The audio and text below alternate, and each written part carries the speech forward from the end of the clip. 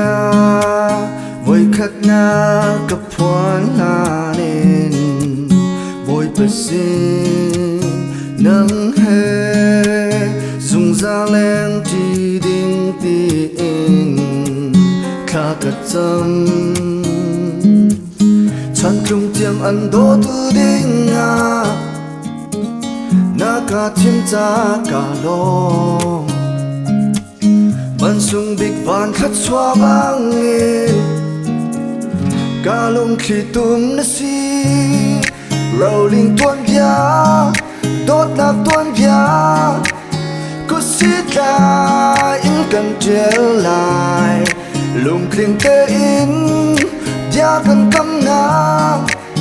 dùng sát yang cắm muôn trở lại chân thi lâu in nếp tin in du bia cần chừng lại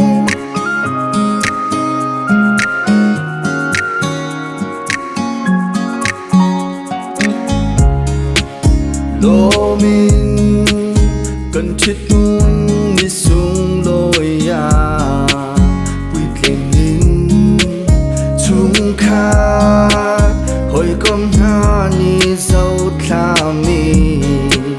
nâng để cây nó chim mi màu nu thoáng tên đốt ngang căng mưa gió na thiên lung mà dinh mi theo băng in na đô sinh sản lên rolling tuôn vía đốt nạc tuôn vía cứ xít lại in cần chia lại lùng kinh tế in dia cần cắm nào dùng sát yang cắm muôn tơ lại chân thi lâu in nếp tên in du bia cần chừng lại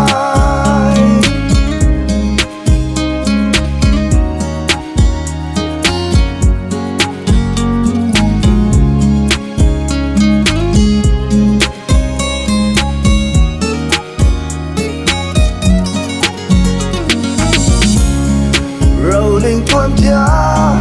đốt nạc tuôn vía cứ xít lại in cần chia lại lùng kinh tế in dia cần cắm nào dùng sát yang cắm muôn tơ lại thiên chi lâu in nếp tin in du bia cần chừng